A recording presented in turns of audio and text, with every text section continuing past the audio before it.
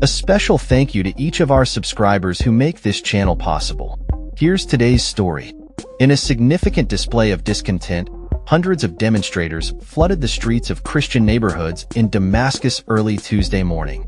The protests were sparked by a video that circulated on social media, showing hooded fighters setting fire to a Christmas tree in the Christian-majority town of Suqailabaya, located near Hama in central Syria. The demonstrators, chanting "We demand the rights of Christians," marched towards the headquarters of the Orthodox Patriarchate in the Bab Sharqi neighborhood, expressing their anger over what they perceive as growing injustice against Christians in the country. The timing of the protest is particularly poignant, coming just over 2 weeks after an armed coalition led by Islamist factions successfully overthrew the regime of Bashar al-Assad, who had long positioned himself as a protector of minority groups in the predominantly Sunni nation. Protester George, who spoke to reporters, voiced his concerns, stating, "If we're not allowed to live our Christian faith in our country, as we used to, then we don't belong here anymore." The unrest highlights the tensions that have emerged in the wake of the recent political upheaval, as many Christians fear for their safety and rights under the new Islamist-led administration.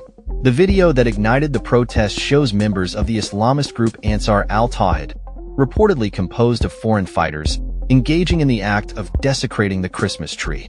In response to the incident, a religious leader from the Islamist group Hayat Tahrir al-Sham (HTS), which has gained prominence following the ousting of Assad, addressed the local population, asserting that those responsible for the tree's destruction were not Syrian and vowed that justice would be served.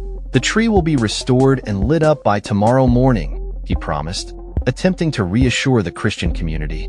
The HTS movement, which has roots in al-Qaeda and receives support from Turkey, has publicly pledged to protect minority groups in Syria, a commitment that is now being put to the test amid rising tensions. Meanwhile, the newly appointed de facto leader of Syria, Ahmed al-Shara, announced that he has reached an agreement with former rebel faction leaders to dissolve all armed groups and consolidate them under the defense ministry. This restructuring is part of a broader effort to stabilize the country and prevent further clashes among various factions. Turkey's interior minister revealed that more than 25,000 Syrians have returned to their homeland since the fall of Assad, indicating a potential shift in the refugee situation. Ali Yerlikaya stated, "The number of people returning to Syria in the last 15 days has exceeded 25,000, as Ankara works closely with Syria's new leadership to facilitate the voluntary return of refugees." The presence of nearly 3 million Syrian refugees in Turkey has been a contentious issue for President Recep Tayyip Erdogan's government, and the recent changes in power dynamics in Damascus may offer a glimmer of hope for many seeking to return.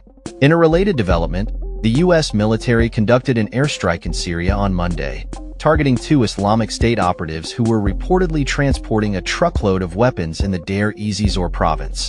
The region has seen a resurgence of IS activities following the instability caused by the civil war. As the situation in Syria continues to evolve, the protests in Damascus serve as a stark reminder of the challenges facing minority communities in a rapidly changing political landscape. That's all for this story. We upload videos every day covering many different subjects, so hit that subscribe button to stay informed. Thanks for watching.